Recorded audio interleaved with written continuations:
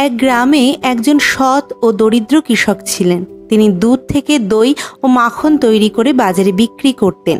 একদিন কৃষকের স্ত্রী মাখন তৈরি করে কৃষককে দিলেন বিক্রি করতে। কৃষক মাখনগুলো বিক্রি করার জন্য গ্রাম থেকে শহরের উদ্দেশ্যে রওনা হলেন। মাখনগুলো গোল গোল রোল আকৃতিতে রাখা ছিল, যার প্রত্যেকটির ওজন ছিল 1 কেজি করে। শহরে পৌঁছে কৃষক প্রতিবারের ন্যায় পূর্ব নির্ধারিত দোকানে মাখনগুলো দিয়ে পরিবর্তে তেল, লবণ, চিনি, মশলা ও তার সংসারের প্রয়োজনীয় সদাই নিয়ে আসতেন। একদিন কৃষক দোকান থেকে চলে যাওয়ার পরে দোকানদার মাখনের বানানো রোলগুলি ফ্রিজে রাখার সময় ভাবলেন, ওজন ঠিক আছে কিনা দেখি, একবার পরীক্ষা করে দেখাই যাক।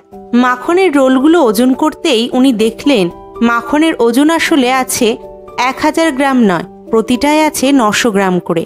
পরের সপ্তাহে যখন আবার কৃষক সেই দোকানে মাখন বিক্রি করতে গেলেন, দোকানের সামনে পৌঁছানোর সঙ্গে সঙ্গে দোকানদার কৃষকের উদ্দেশ্যে চিৎকার করে বলতে লাগলেন, বেরিয়ে যাও আমার দোকান থেকে, এবার থেকে কোনো বেইমানি চিটিংবাজের সাথে আমি ব্যবসা করব না।